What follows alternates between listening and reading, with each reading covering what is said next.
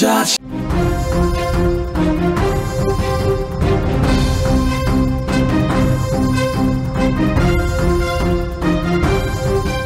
పోలీసులతో మాజీ మంత్రి పేర్ని నాని వాగ్వాదానికి దిగారు. మచిలీపట్నం సీఐతో గొడవ పడ్డారు. మెడికల్ కాలేజ్ వద్ద వైసీపీ శ్రేణులు నిరసన వ్యక్తం చేశారు. పేర్ని నానితో పాటు 400 మందికి నోటీసులు ఇచ్చినట్లుగా కూడా తెలుస్తోంది. దీంతో స్టేషన్ కు పేర్ని నాని చేరుకున్నారు. అక్రమ కేసులు ఎలా పెడతారంటూ కూడా పోలీసుల మీద ఒక్కసారిగా ఆయన ఫైర్ అయిన విజువల్ కూడా మనకి కనిపిస్తుంది. మాజీ మంత్రి పేర్ని నాని పోలీసులపై ఒక రకంగా ఫైర్ అయ్యారు. మచిలీపట్నం పోలీస్ స్టేషన్ కు చేరుకున్న ఆయన సీఐతో వాగ్వివాదానికి దిగారు. ఇటీవల పేర్ని నాని నాయకత్వంలో మెడికల్ కాలేజ్ వద్ద వైసీపీ శ్రేణులు నిరసనకు దిగారు. అయితే అనుమతులు లేని నిరసనలో పాల్గొన్నారని పేర్ని నానితో సహా 400 మందికి 41A నోటీసులు ఇచ్చారు పోలీసులు.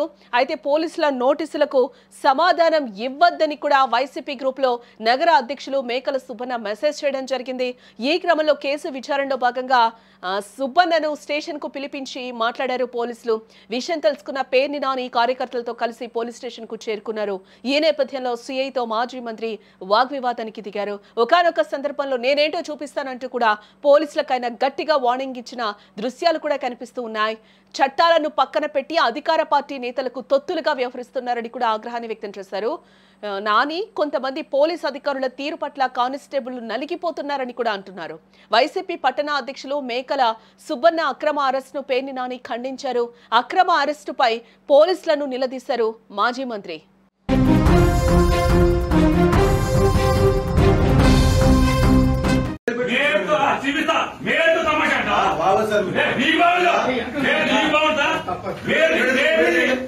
తమాషా అంటావా ఏమంటావు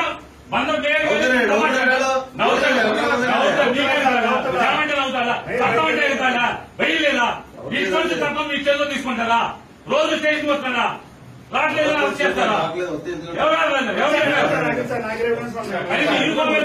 అరే అబద్ధం లేకుండా శిశువుడు ఎత్తి ఎందుకు వచ్చాడు అందుకు వచ్చాడని మాట్లాడు.